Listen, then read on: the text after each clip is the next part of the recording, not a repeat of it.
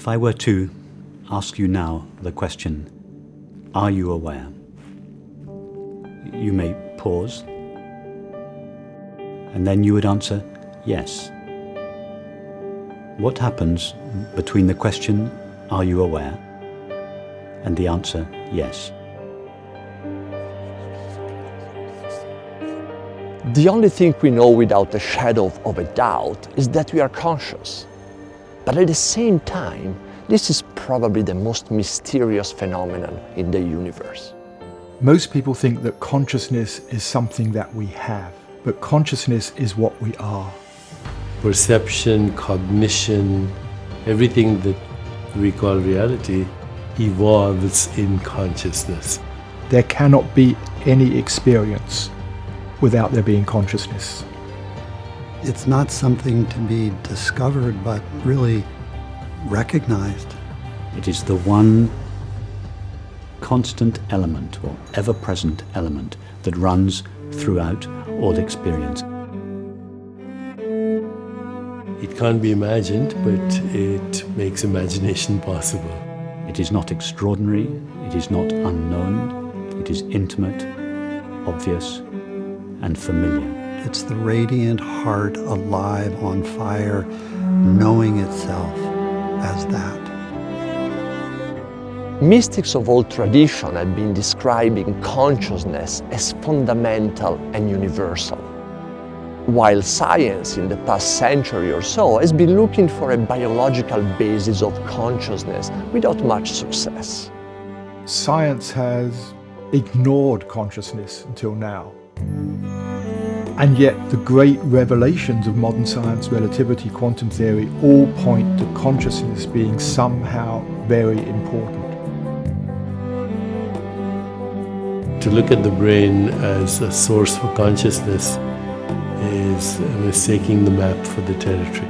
The whole of science takes place in consciousness.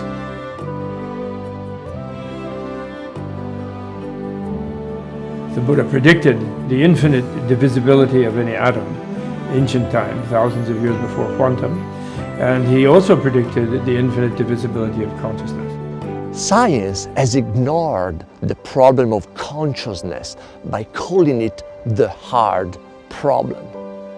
And this approach has led to the fragmented worldview we experience, with the political, social, and economical crisis we are facing today.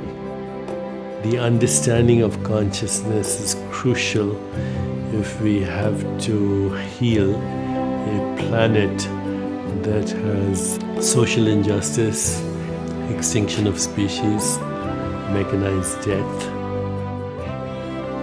If we do not understand the inseparability of all existence in consciousness, and if we do not imbibe it at a very gut level, then the great mystery may say the human species was an interesting experiment, it didn't work.